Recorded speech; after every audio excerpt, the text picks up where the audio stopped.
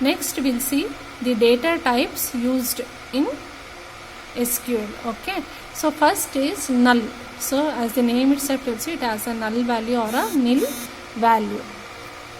Okay, next is integer. So it is a signed integer which stores 1, 2, 3, 4, 6 or 8 bytes of the data depending on the magnitude of the value. Next is the real data type. So here this is a floating point value which stores 8-byte floating point numbers. Next data type is text.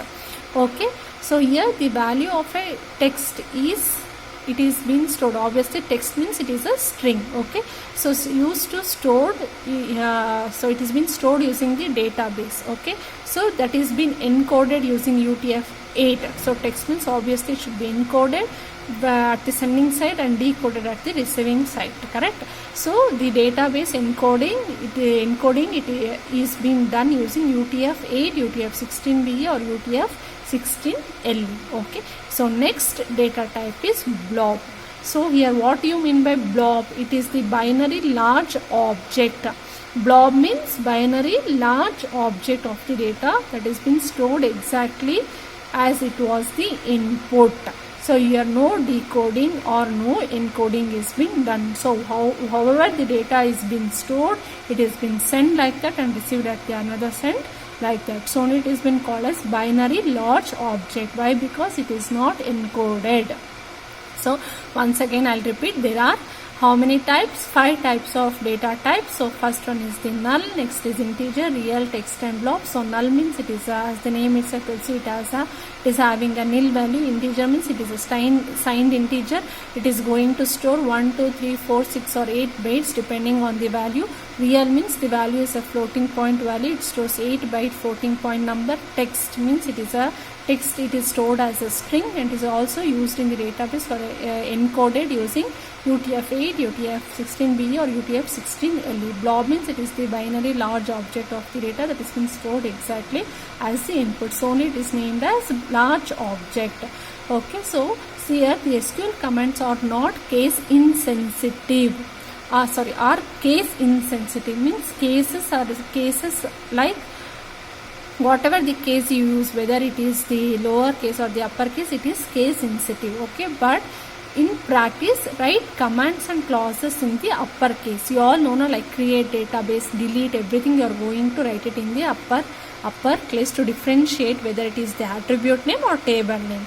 So it is no problem if you write the commands in the lower case also, but you will get confused with the attribute names also. So to differentiate between the table name and the attributes name, you are going to write the commands using the alphabets. Okay, so now let us see some example using the SQL commands. Okay, so first one is the create table tracks. Okay, title, text and place integer. So next first is going to, this command is going to create a table. So that table name is called as tracks with the attributes title. So attributes means the columns as title and place, where title can store the data type of type text.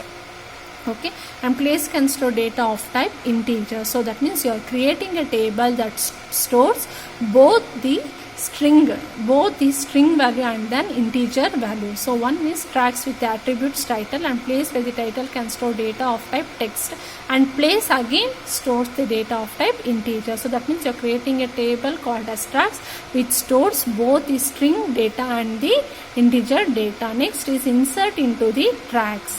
So means so track is a table, again you are going to insert some values into the track. So here the command inserts one record into the table tracks. So where values for the attribute title and place are. So here the title value is my way and place value is 15. So this data is being inserted into a row. Okay, so likewise you are going to store many data types in many rows. So in that select star from track. So that means you are going to, star means as usual you are going to retrieve all the records from the table. Okay, select star from tags, where title is equal to my way, means here you are going to retrieve only one row that is being named as my way.